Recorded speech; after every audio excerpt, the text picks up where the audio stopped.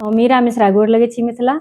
एहि वीडियो में जानब अहाँ सब जे शनिवार के व्रत के विधि विधान और केना शुरू करब और एकर की विधि विधान होइ छै, एहिमे की लऽ कऽ पूजा कयल जाइ छै, सबटा हम विस्तार पूर्वक बताबऽ जा रहल छी। अहाँ सबके बहुत रास कमेंट छलै, तऽ चलू जे हम बताबै छी जे शनिवार के व्रत केना होइ छै। देखियौ, कोनो भी व्रत जे अहाँ शुरू करबै तऽ शुभ लगन महीना में शुरू कयल जाइ छै। जेना एखन से शादी विवाह के महीना अछि, नवम्बर महीना से अहाँके अगहन महीना, आ फेर अहाँके आगू एखन अगर अहाँ नहि कऽ सकै छी तऽ आगू फेर माघ में फेर हेतै अपना सबके हिंदी महीना माघ फागुन भऽ गेल, जनवरी फरवरी भऽ गेल अंग्रेजी महीना, फेर अहाँके अप्रील भऽ गेल बैसाख, फेर अहाँके जेठ अखाढ़, मतलब जाबे तक शादी विवाह होइत रहैए ताबत तक अहाँ शुरू कऽ सकै छी। फेर जखन विष्णु भगवान सुति रहै छथिन, देवशयनी एकादशी भऽ जाइए, ओकर बादसँ कोनो भी व्रत शुरुआत नहि कयल जाइ छै।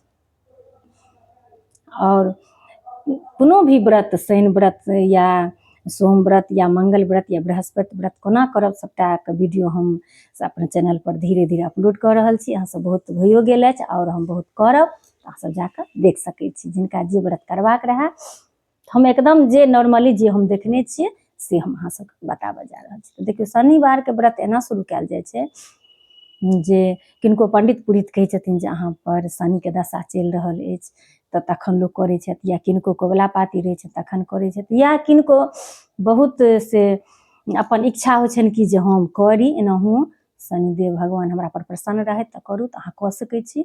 और अहाँ कतेक दिन लए करबै, अहाँ किया करै छी, ई चीज सब पहिल दिन कोनो भी व्रत में एगो अपना मन में संकल्प लऽ लेब जे हे भगवान हम एते ने एते दिन करब।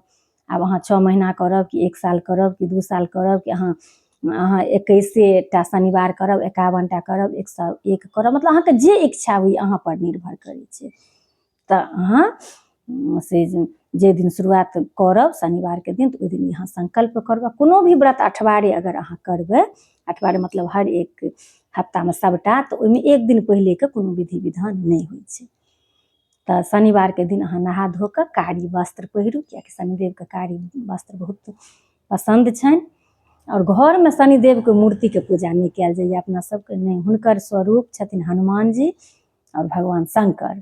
तऽ घर में अहाँ शनिदेव के पूजा से अहाँ से हनुमान जी के पूजा करू और शंकर भगवान के पूजा करू, एके छथिन। अगर हनुमान जी प्रसन्न भऽ गेलथि तऽ अहाँके काज सफल भऽ जायत, हुनके स्वरूप छथिन। ताहि दुआरे घर में शनिदेव के मूर्ति नहीं देखैत हेबै, हुनकर अलग से रहै छनि मूर्ति, घर में हुनका नहीं पूजा कयल जाइ छनि। और सबकिछु अहाँ घर में से पूजा पाठ में नैवेद्य में तिल के लड्डू, तिल हुनका बहुत पसंद छनि, करिया तिल, तिल के लड्डू, गुड़ भेल, और जतेक फल फूल होइए सबकिछु अहाँ से नैवेद्य में देबनि और पूजा पाठ कऽ सकै छियै। और जल में तिल दऽ कऽ पीपर गाछ में से जल देनाइ से बहुत शुभ मानल जाइ छै। जे अगर कतौ बहुत भारी जे पुरान पीपर हैत, ओ तऽ बहुत नीक होइ छै, जे विशाल वृक्ष जे बहुत पुरान रहै छै, कतौ मंदिर सब पर देखैत अपना सबके रहैए, तऽ पीपर में से अहाँके तिल दऽ कऽ जल दियौ और नैवेद्य में गुड़ देबे करिए। और जे फल फूल अछि घर में सबकिछु दऽ कऽ ओ नैवेद्य आनल नहीं जाइ छै, अहाँ ओहीठाम गाछे तर में उसरगि कऽ पीपर गाछ तर ओ नैवेद्य अहाँ छोड़ि दियौ। घर में जे अहाँ प्रसाद देबै ओ अहाँ से लऽ कऽ साँझ में पारण करबै, ओते छोड़ि देबै। तऽ कहल जाइ छै जते पर चुट्टी सब लगै छै तऽ ओतेक बढ़िआँ होइ छै। तऽ इएह सब सरले अपना सबके विधि विधान अछि, कोनो एहन नहि। और छत पर ओहि दिन दाना दियौ, पानी दियौ, ऊपर में राखि दियौ। और अहाँ दान दक्षिणा के महत्व छै, अहाँ अगर कऽ सकै छी तऽ अहाँ दान दक्षिणा कऽ सकै छी। लेकिन अगर अहाँ नहियो करब तऽ कोनो बात नहीं, से अपन मन से पूजा करू, पाठ करू, व्रत करू। दिन में व्रत पूजा पाठ जखन भऽ जायत तखन अहाँ से फलाहार कऽ सकै छी। फलाहार ना अहाँके इच्छा, जे अहाँके इच्छा अछि पर जे नहीं हम फलाहार नहीं करब, चाइए पानि पी लेलहुँ तऽ हम फलाहार नहीं करब, तऽ ओ अपन जेहन स्वास्थ्य जिनकर अछि ओहि हिसाबसँ, लेकिन फलाहार करैके प्रावधान अछि। ओना अहाँ पूजा से पहिले चाय पानि सेहो लऽ सकै छी। और दवाइ तवाइ जे जिनका चलै से कोनो भी व्रत अगर करै छी तऽ निश्चित रूप से अगर दिन के दवाइ किनको एहन जरूरी अछि जे खेबाक अछि तऽ ओ दवाइ अहाँ लऽ सकै छी।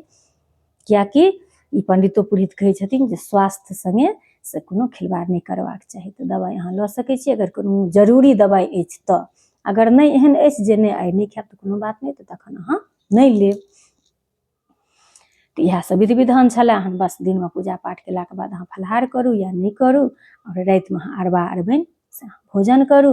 फेर भऽ गेलै, अगिला दिन फेर घरमे जे पूजा पाठ छथि हुनका पूजा पाठ केलाके बाद से भऽ गेल अहाँके। इएह अठबारे अहाँ से कऽ सकै छी। एक दिन पहिले जे भी कोनो व्रत होइ छै तऽ खाली अठबारेमे कोनो नियम नहि छै जे एक दिन पहिले अहाँ अरबा अरबाइनके, ई कोनो प्रावधान नहि छै। खाली से बृहस्पतिवारके वीडियो सेहो हम अपलोड कऽ देने छी जे ओहिमे खाली से बृहस्पति दिन माथ मीरके नहि नहायल जाइ छै, आओर एहिसब व्रतमे अहाँ ओहो दिन से अहाँ माथसँ नहा सकै छी, पूजा पाठ कऽ सकै छी। तऽ चलू हम बतेलहुँ अहाँ सबके। अगर हमरासँ किछु छूटि गेल हेतै तऽ अहाँसब कमेन्ट करब, जतऽ अहाँ सबके डाउट बुझायत तऽ फेर हम रिप्लाइमे जरूर जवाब देब। बहुत रास अहाँ सबके कमेन्ट छलए जे दीदी बता दिऔ। तऽ हर एक व्रतके हम से धीरे धीरे हम अपलोड केने जाइ छी, जे मंगलवार से कोना व्रतके विधि विधान की अछि तकर अपलोड भऽ गेल अछि। बृहस्पतिवारके हम से अपलोड कऽ देब, शनिवारके सेहो हैया हम अपलोड कऽ दै छी। आओर 16 सोमवार कोना करब एकरो कमेंट, एकरो वीडियो सबके अपलोड रहत। हर एक पाबनि तिहारसँ जुड़ल हमर यूट्यूब चैनलपर अहाँ सबके भेट जायत, अहाँ सब जाकऽ देख सकै छियै।